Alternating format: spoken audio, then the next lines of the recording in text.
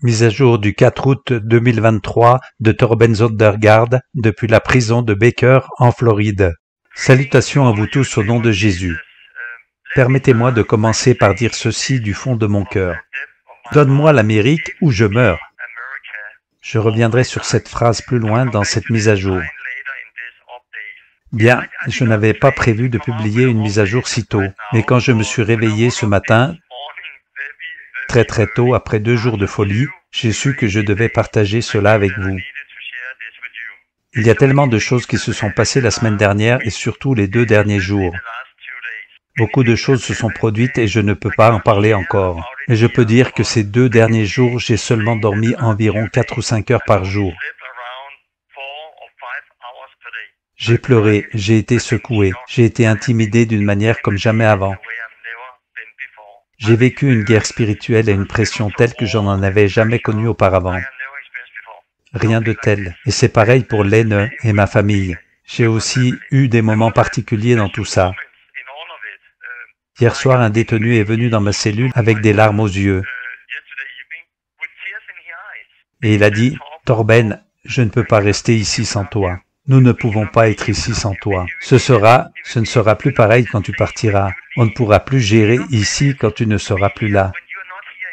Tu as transformé ces lieux. » Et il avait les larmes aux yeux quand il le disait. Et c'était vraiment unique. Ma demande de sursis a été refusée. Ce qui s'est passé, c'est que j'ai perdu ma requête de suspension. Et cela signifie que je pourrais être expulsé n'importe quand. Du coup, adieu l'Amérique. À moins que Dieu fasse un miracle. Oui, j'ai toujours une demande d'asile en attente dans le circuit légal. Donc même si j'ai perdu ma motion pour rester, je pourrais encore gagner ma demande d'asile en cours.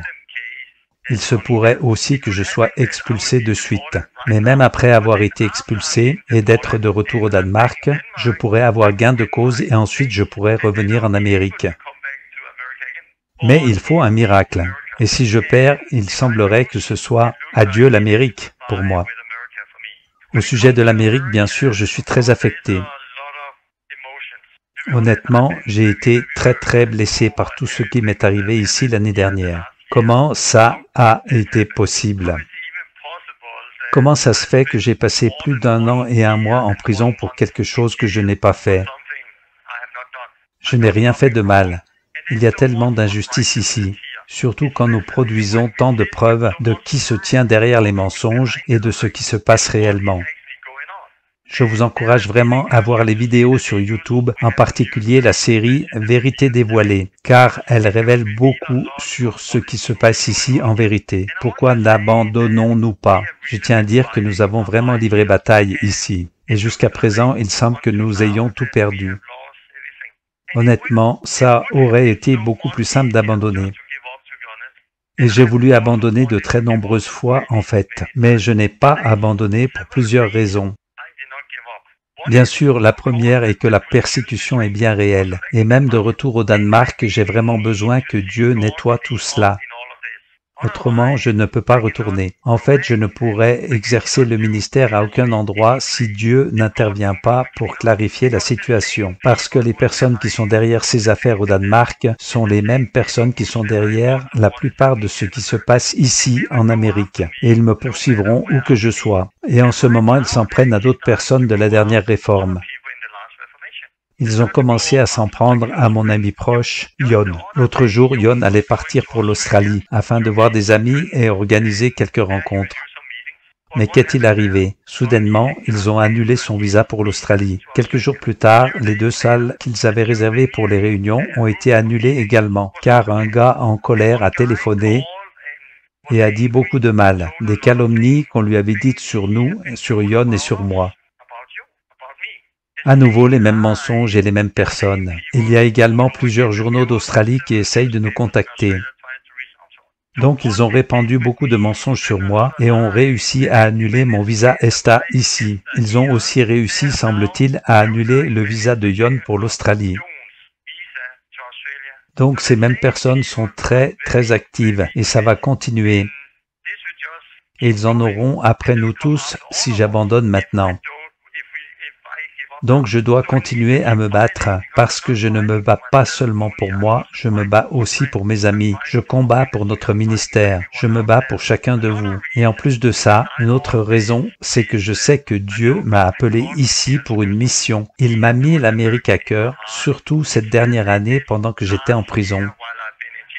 Dieu a mis l'Amérique dans mon cœur d'une manière très particulière cette année passée, d'une manière inattendue. Je crois vraiment que c'est le temps pour l'Amérique. Il est temps de voir la restauration du vrai Évangile. Il est temps de voir une réforme de l'Église et une révélation de Jésus-Christ comme nous ne l'avons encore jamais vu. Non seulement en Amérique, mais dans le monde entier, bien que je crois que beaucoup de ces choses commenceront ici en Amérique. Je ressens vraiment que Dieu m'a appelé en Californie. Et l'autre jour, c'est venu si fort en moi. Dieu, donne-moi l'Amérique, sinon je meurs. C'est la citation du célèbre John Knox qui prie « Donnez-moi l'Écosse ou je meurs ». Je n'avais jamais compris cette phrase, ce qu'il voulait dire, ni ce qu'il pensait quand il l'a dit. Mais maintenant, je le sais. Pour moi, cela signifie que c'était tout ou rien. Je ne peux pas tout bonnement continuer dans un autre endroit. Cette option n'existe pas. Et à vue humaine, en ce moment, on dirait que tout est fini pour moi.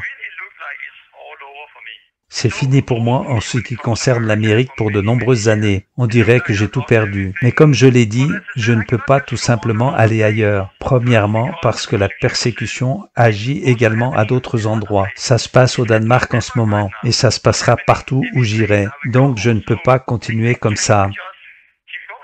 Bien sûr, je veux voyager de nouveau et je veux partager Jésus partout où je pourrai, mais le ménage doit être fait.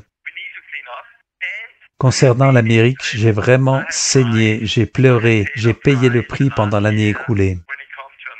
Et je ressens que toutes ces choses sont en rapport avec ce que Dieu veut faire en Amérique, et particulièrement en Californie.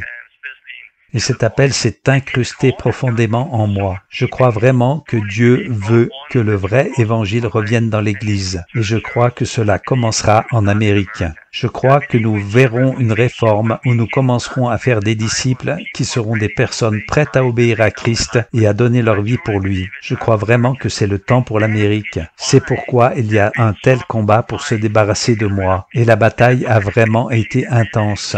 Nous vous partagerons plus tard tout ce qu'ils ont fait pour se débarrasser de moi et me faire taire, et cela choquera tout le monde. Il y a tellement de choses qui se sont passées ici. Vous en entendrez parler bientôt et je vous garantis que vous serez sous le choc. Ça va se terminer bientôt. Mais Dieu veut que nous fassions des choses en Amérique, je le sais. Comme je l'ai dit, ma demande de sursis a été refusée. Cela signifie que la prochaine étape est probablement l'expulsion. Alors je serai renvoyé de ce pays et ensuite nous verrons. Nous verrons un miracle et je gagnerai mon procès. Et je veux y croire. Et tout peut arriver à tout moment, chaque jour. Alors la prochaine fois que je vous parlerai, ce sera probablement dehors, avec un grand communiqué de presse, quelque part en Amérique, en tant qu'homme libre, ou quelque part en Europe, attendant encore que mon affaire soit traitée. Ouais, bien sûr, j'ai vraiment hâte d'en arriver là. Et de bien des façons, je suis très impatient que cette saison soit terminée, quoi qu'il arrive, et de juste revoir ma famille. Je ne peux pas vous dire à quel point j'attends veille, mais c'est un combat que je ne peux pas perdre. Mon Dieu va agir en faisant un miracle. C'est le Dieu que je connais, et je suis impatient de voir sa main agir et voir comment il va tout agencer, comment il va nettoyer tous les mensonges et comment il va venir nous surprendre tous à la fin. Je vous encourage donc à prier. Priez pour que ce miracle se produise. Priez pour l'Église. Priez pour le réveil. Priez pour que les juges fassent ce qui est juste et qu'ils ne soient pas influencés par les mensonges ni par la pression qu'on fait peser sur eux.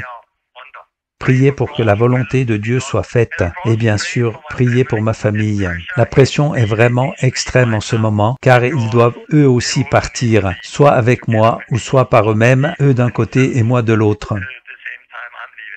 Il se passe beaucoup de choses en ce moment. Nous n'avons jamais ressenti une telle oppression auparavant. Alors merci de vous souvenir de nous dans vos prières. Je vois aussi que Dieu agit dans leur vie. Alors voilà la vie que nous menons, mes amis.